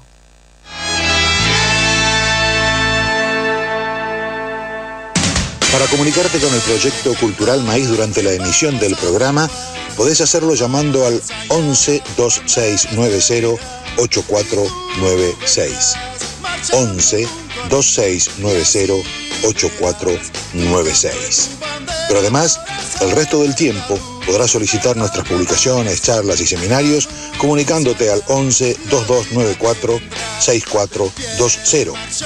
11 2294 6420. Y también podés hacerlo a través de nuestros Facebook, Proyecto Cultural Maíz y Proyecto Cultural Maíz Radio. Proyecto Cultural Maíz, nacido en América como el maíz para alimentar la conciencia de nuestros pueblos. La patria vencerá.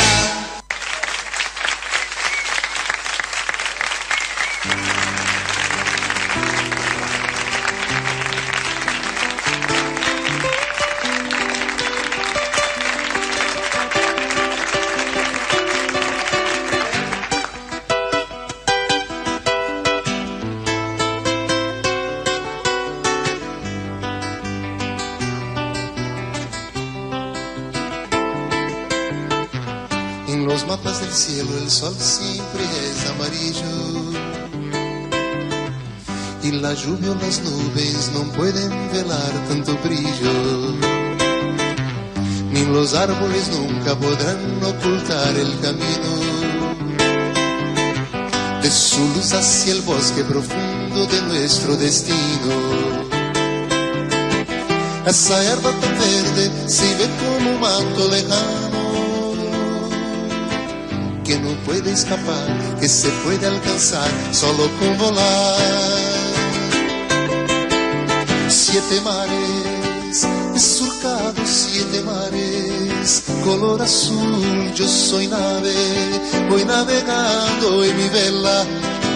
Eres tú, bajo el agua veo peces de colores, van donde quieren, no los mandas tú.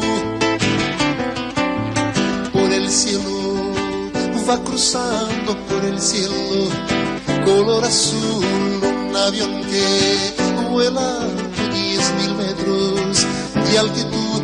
Desde la tierra los saludan con la mano, se va alejando, no sé dónde va, no sé dónde va.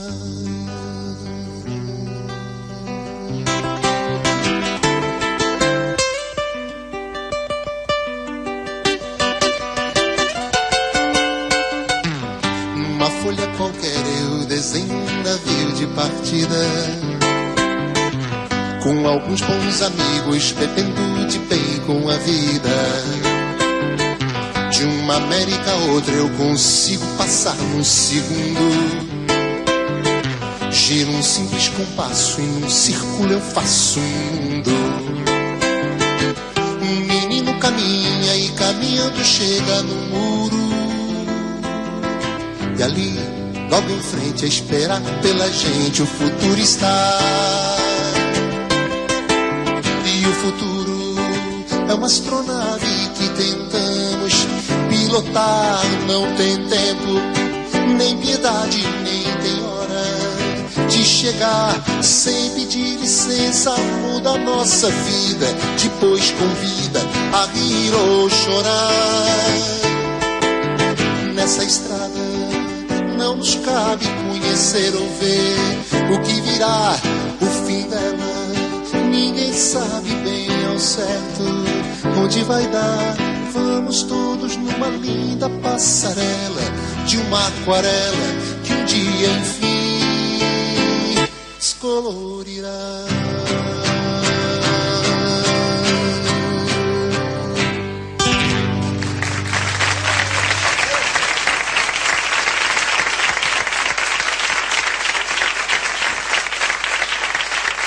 Qué lindo tema, me encanta Toquiño, me encanta. Bien, estábamos con la historia de Doña María, la impulsiva. Y el diálogo continúa así. Lo conozco a Roldán, señora, trabajo con él en Armour. Vengo a visitarla y a hablar con usted. María dejó el pesado cuchillo sobre la mesa y le prestó atención a aquel hombre del que había escuchado hablar. Cipriano Reyes había venido de Zárate junto a su familia y se convertiría años después en un hombre clave para el sindicalismo y el peronismo. Reyes tenía una propuesta para ella. Vengo de parte de su esposo. Sí. Ella está de acuerdo. Se corre la bola de que usted pelea mucho con los jefes porque tienes cualidades. Y si quieres ser la delegada activa de esta sección, mire, si habló con mi marido y él le dijo eso, le dijo que sí, entonces yo también digo que sí. María había entrado a los frigoríficos Swift apenas volvieron de La Pampa, a principios de la década de 1930. La situación económica y la enfermedad de su hijo Florentino no dejaron otra opción que la de salir ambos a trabajar. Apenas llegaron, se instalaron en un conventillo de la emblemática calle Nueva York. En la casa Chorizo, con varias habitaciones, había un solo baño con una letrina en el piso para todas las familias. Los Roldán dormían los 5 en una sola pieza con cocina. Sin embargo, los lazos de solidaridad entre la vecindad, en su mayoría inmigrantes, permitían a María y a Vicente trabajar la cantidad excesiva de horas que necesitaban para mantenerse. Y sus hijos no se quedaban solos. Muchas veces no había para comer. Otras se las arreglaban con los pedacitos de bife que María y Vicente se guardaban a escondidas en la vaina de los cuchillos. La vida cotidiana en el frigorífico era como estar en una película de terror. El ingreso al interior de un monstruo gigante en donde la oscuridad, la humedad, los olores rancios y ácidos se convertían en el escenario cotidiano. Cientos de hombres y mujeres vestidos de blanco, en fila, con cuchillos en mano, esperaban constantemente sangre, frío y muerte. Vicente volvió a su viejo puesto de depostador en Armour. Su tarea consistía en trozar los pedazos de carne. Implicaba un esfuerzo físico casi sobrehumano, porque ellos mismos tenían que cargar los pedazos que pesaban entre 20 y 30 kilos, sin mencionar las frecuentes amputaciones de manos y dedos, producto del filo de la cuchilla. Como consecuencia del esfuerzo y del peso que cargó durante años literalmente sobre sus espaldas, Vicente fallecería por problemas renales. La labor más sacrificada la hacían quienes trabajaban en la cámara fría, en donde se guardaba la carne. Ingresaban, pero algunos no salían y se morían congelados. Así se trabajaba en la década del 30 en los frigoríficos. Dale, Roberto. María había entrado a la sección de picada en el Swift, que consistía en picar la carne, sacarle el nervio y separar ambas partes en distintos tachos. Para ella el trabajo no fue difícil de aprender, pero se volvía cada vez más y más pesado. La jornada empezaba a las 6 de la mañana y terminaba a las 8 de la noche. Con suerte, y si no había ningún contratiempo de fuerza mayor, algo que sucedía a menudo, tenían 1 hora en el medio para almorzar. Había que picar 100 kilos de carne limpia por hora. Los capataces constantemente pasaban por las mesas de trabajo para controlar que el pesaje estuviera en los parámetros indicados. Si habían picado una cantidad menor, esto podía implicar desde una humillación en público hasta un despido. El silencio era casi sepulcral, no se podía ni charlar, y no había tiempo para descansar, ir al baño o quejarse por alguna molestia. No importaba si alguno se había cortado un dedo, había que envolverlo en alguna gasa o venda y presentarse a trabajar. Ni siquiera las mujeres embarazadas tenían un trato diferenciado. María llegó a ser de partera en medio de la fábrica, cuando una de sus compañeras rompió bolsa en medio de la jornada. De modo que las 1.200 mujeres que trabajaban en esa sección agachaban la cabeza bajo un único imperativo: llevar el pan al hogar. Más o menos condiciones de trabajo como las que están planteando en el libro de Macri, ¿no es cierto? Por eso, cuando Cipriano Reyes la convocó para ser delegada del incipiente sindicato que estaban formando, no lo dudó. Era una de las pocas mujeres que se animaba a alzar la voz. Recordaba a su padre, el anarquista, cada momento que hablaba con sus compañeras para convencerlas de que así no podían seguir. También cada vez que se enfrentaba a los capataces. Una vez el supervisor se paró delante de ella de una de sus compañeras y le gritó: «Usted es una inútil». La mujer se quedó callada y agachó la cabeza. María no aguantó. Esta señora tiene esposo, es una señora y madre de familia. ¿Con qué derecho la trata de inútil? Y si no sabe trabajar, respondió el capataz. A lo que ella responde: tenga el respeto, señor jefe, de llamarla a solas a su oficina y explicarle a esta obrera lo que pasa, pero no la insulte delante de todos. Acuérdese de que usted nació de una mujer, no de una planta. ¿O no nació de una mujer usted?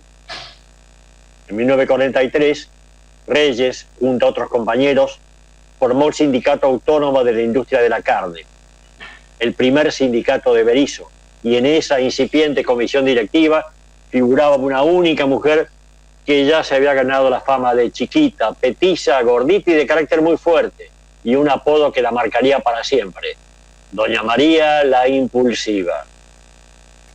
La lucha sindical es más linda que la política. Si no podés pagar, no pagás, pero afiliate al sindicato, firmame acá, firmame la ficha. Así sumaba doña María a sus compañeras en el baño del frigorífico. En cada hueco de tiempo que encontraba les explicaba la importancia de tener un sindicato. La mayoría de ellas eran inmigrantes. Así comenzó a ganarse legitimidad, no solo entre sus pares, sino entre los capataces. Legitimidad que necesitaría para lo que unos meses después, en 1944, sería una huelga histórica, casi única en el mundo, donde los trabajadores de los frigoríficos pararon la fábrica durante 96 días. Entre los delegados del sindicato se había gestado un petitorio con 14 puntos que conformaban un listado de pedidos para la patronal. Ya venían envalentonados, porque el sindicato había logrado que se reincorporara una numerosa cantidad de trabajadores despedidos. Entre los puntos del petitorio figuraban, por ejemplo, la jornada de 8 horas, la ley de la silla, esto es, que les permitieran a las mujeres tener sillas para descansar y la visita a un médico en caso de sentirse mal. También exigían el pago de horas extra y un aumento salarial. 15 centavos más por hora para las mujeres y 20 para los varones. Nosotras no respetamos a ningún sindicato ni a ninguna comisión. Acá adentro no hay comisión, respondían los directivos. Así fue como una noche Reyes reunió al resto de los delegados y les propuso parar las máquinas de a poco. Bueno, esto se terminó, compañeros. Vamos a empezar a parar una noria. Si no aflojan, vamos a parar 2 norias. Después, si no aflojan, 3 norias. Después, 4 norias. Después, si no nos reciben, 5 norias. A medida que iban pasando los días, el paro se iba consolidando. Los y las 7.000 trabajadores de ambos frigoríficos iban entendiendo la importancia de la huelga, pero sobre todo del sindicato. Pero nada era más fácil. Las presiones de la patronal para quebrar la huelga chocaban con la fuerza y la decisión de la mayoría de les o las trabajadoras. Algunos dicen que doña María usaba técnicas maternales, casi maternales, para sumar a los trabajadores. Bueno, compañera, vamos para afuera, vamos para afuera.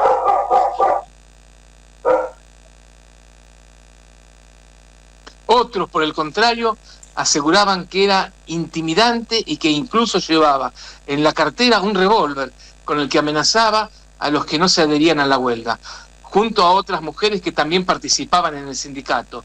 Las llamaban las pistoleras de Reyes.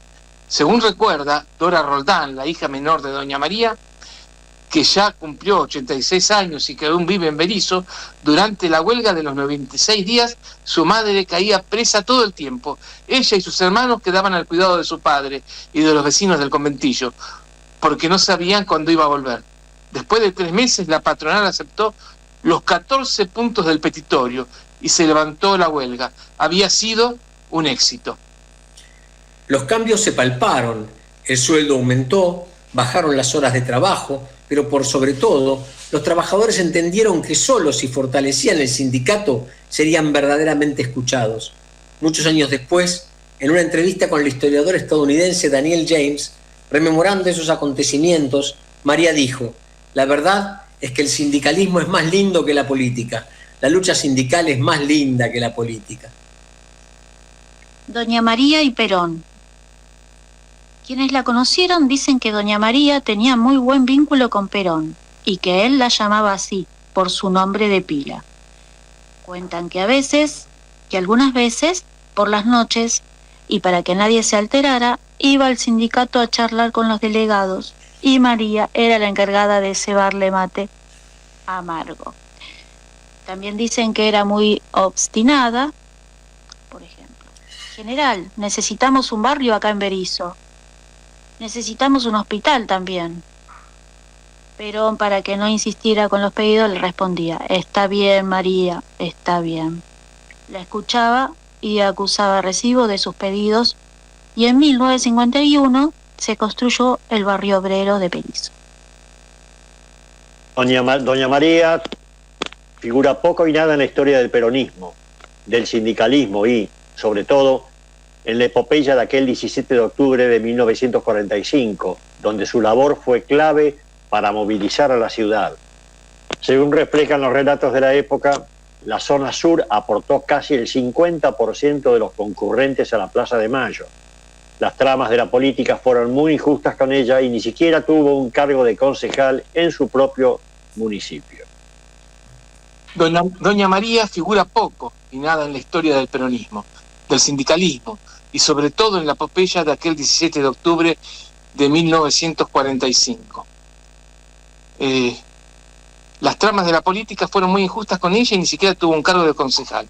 Según el historiador Daniel James, su estrecho vínculo a Cipriano Reyes, el hombre que años después fue tildado por el propio Perón como traidor, fue determinante para su relego. Para su hija Dora y su nieto Guillermo, mucho de su invisibilización tuvo que ver con que fuera mujer.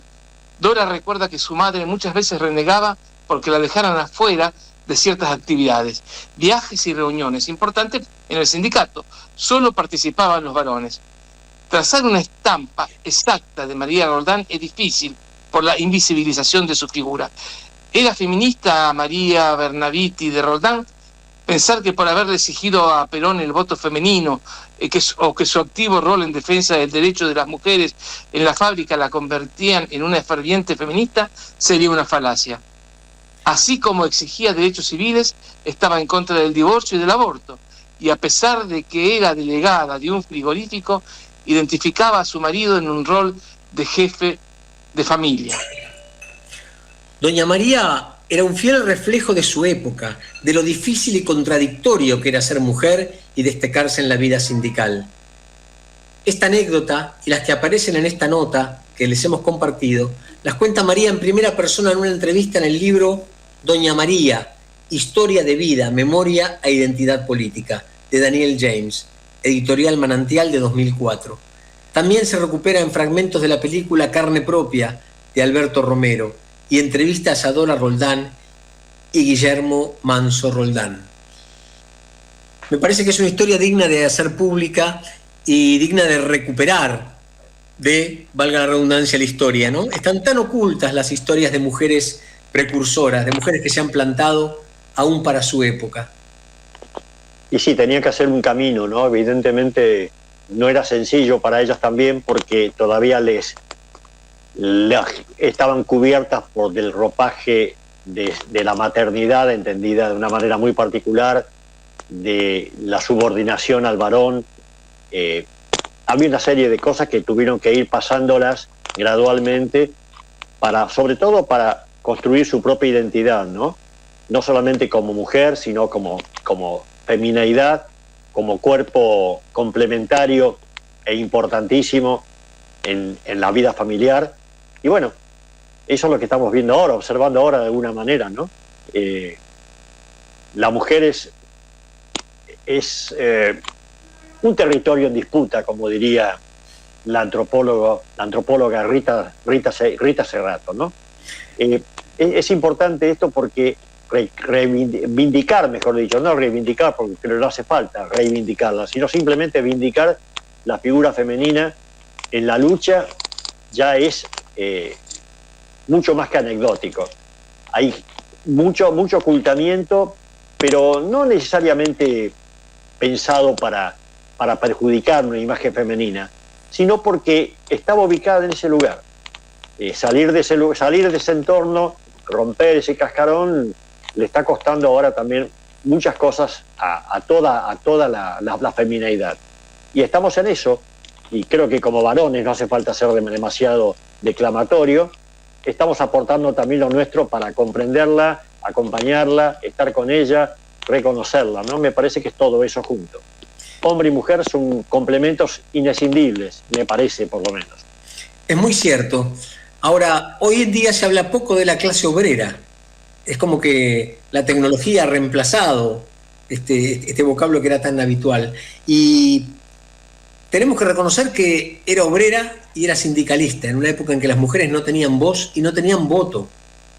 Pero no dicho como una frase hueca, no tenían voto en serio, tuvo que reclamárselo a viva voz a Perón cuando todavía no era el presidente. Es terrible. Y mujeres como esta han hecho la historia argentina. Y esto se ha invisibilizado. Por eso me pareció muy importante rescatarlo.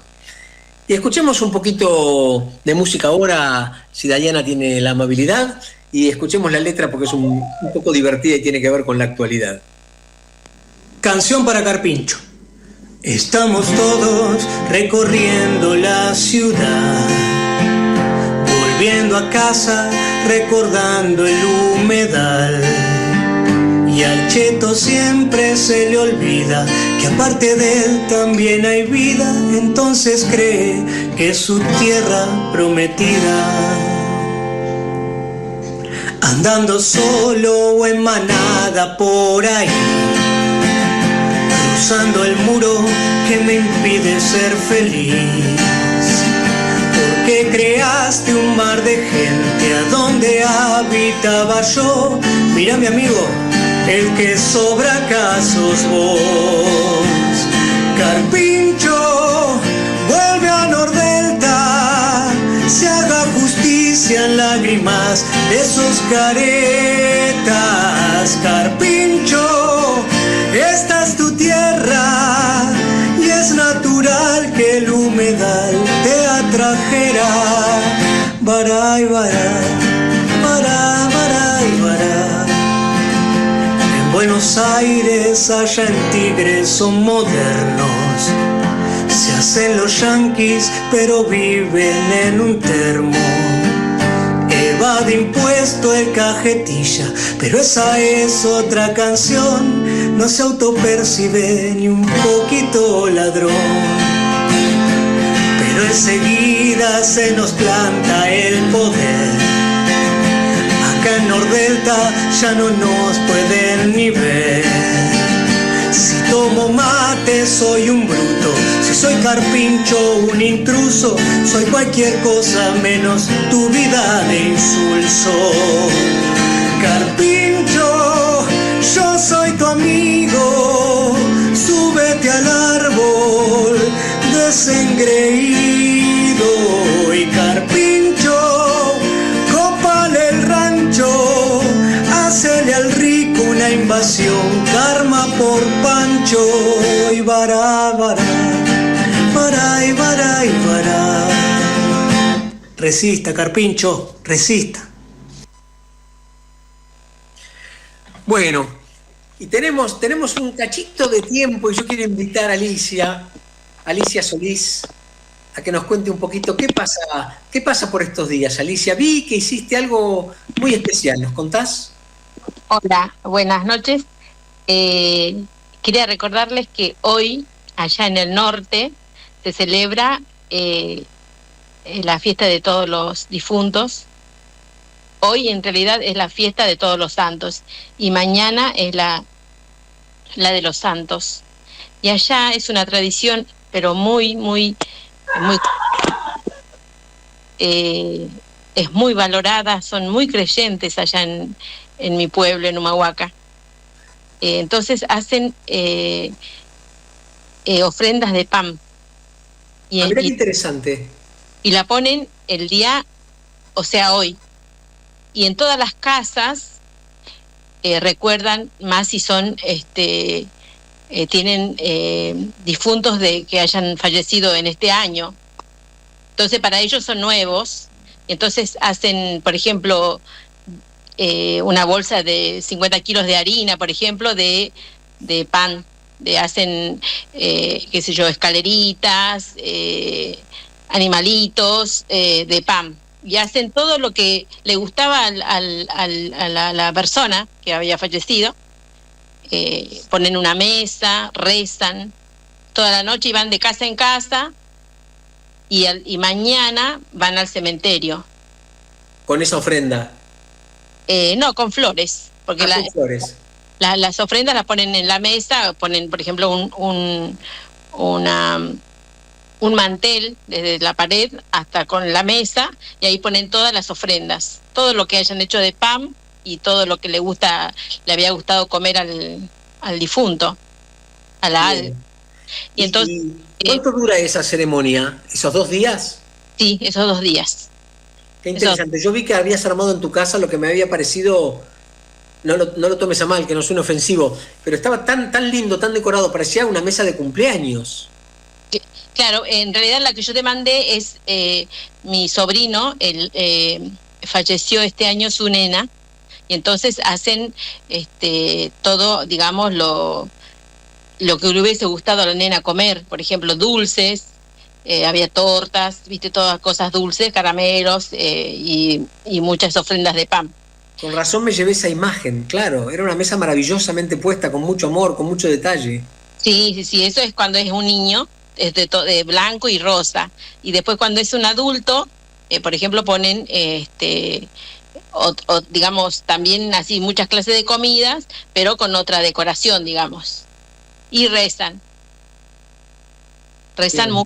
mucho, y después mañana van al cementerio a cada cual a sus tumbas, y después vuelven a la casa y reúnen a todos los que le acompañaron, porque son 9 días que rezan la novena, pero ponen la mesa del pan el día primero, o sea, hoy. Y mañana, cuando vuelven del cementerio, hacen el reparto. Entonces toda la gente que acompañó, a todos se les da todo lo que habían puesto en la mesa. Ah, correcto, se consume. Sí, se consume y tiene un gusto distinto. Diferente. Muy diferente, sí. Roberto quiere hacer un comentario. Sí. Quería preguntarte, esa práctica es una especie, como diríamos, la palabra es compleja, pero sincretismo de algo español también, religioso, digamos, del cristianismo, sumado también a las prácticas de la cultura de los pueblos originarios. Sí. Mira, yo recuerdo que cuando yo era chica, mi papá falleció yo cuando tenía 13 años. Y me acuerdo que ahí en mi pueblo, mi mamá tenía una casa grande y tenía como un saloncito, entonces todos los sábados, domingos, se reunían para hacer una misa. Y entonces, pero los curas iban a la casa de mi mamá, hacían la misa, todo, era todo así, digamos, muy humilde, pero los curas no permitían que se hicieran las ofrendas, no decían que no se podía. Entonces yo me acuerdo que mi mamá lo había hecho en una habitación aparte, porque los curas no permitían eso. Después, a medida que pasó el tiempo, se fue, después los curas fueron aceptando eso. Pero es una tradición yo era chiquita cuando empezaron eso. Centenaria, una tradición centenaria, evidentemente, ¿no? Sí. ¿Y en qué regiones más aparte? ¿En qué otros lugares más sabés que se practica algo parecido? Mira, yo sé, por ejemplo, de Humahuaca, sí. Toda la actividad de Humahuaca es seguro. Pero también me he enterado, no sé si has visto la película viste que en México la película que se hizo, ¿cómo se llama? Coco. Acá me soplan que es Coco. Coco, exactamente. Es igual a lo que se hace allá. Claro. Los mexicanos tienen las mismas costumbres casi como nosotros. Incluso yo a veces me fijo en las comidas, tienen así igual a la de mi pueblo. Y agregan algo de alcohol. Sí, todo clase de Además, alcohol. como costumbre, siempre el primer trago es para los muertos. Claro. El primer chorrito es a la tierra. Así es, siempre. Sí. Qué interesante, Alicia, la verdad que te agradezco muchísimo, nos abre un panorama, tiene tanto que ver con lo que hablábamos hoy, ¿no? Primero del idioma, luego de la historia de las mujeres, porque estas costumbres en general son sostenidas por las mujeres. Sí, allá, por ejemplo, tengo una de mis hermanas que es muy creyente y va, por ejemplo, va rezando de casa en casa. Por ejemplo, esta noche es toda rezar en distintas casas. Qué maravilla que se conserven las tradiciones, qué lindo. Sí, es buenísimo. Te agradezco muchísimo. No, gracias. Y nos ha llegado la hora de cerrar el programa. Me encantó cerrarlo contigo y con este comentario, que además nos permite como atar el paquete, ¿no? Del idioma que hablábamos, de la historia de las mujeres y el rol de las mujeres, tanto en la religión, en la historia, como en el sindicalismo, y cómo están invisibilizadas. Hoy extrañamos a Keila Hamra, que tuvo un problema con su novio y esperemos que se haya recuperado. Tampoco estuvo Ariel, que siempre tiene algo que comentar y le hubiera encantado hablar de cine, pero bueno, agradecemos a Federico Zambucetti, a Alicia Solís, a Zulma Valentina Gómez, Roberto Paiva, estaba con nosotros también, hoy ya no me acuerdo quién más, es un papelón. Buena semana y nos estaremos viendo el martes a las 21. Gracias, Dayana, como siempre, por tu colaboración, y va a cerrar un tema con un temita musical. Recuérdame, de Carlos Rivera. Abrazo.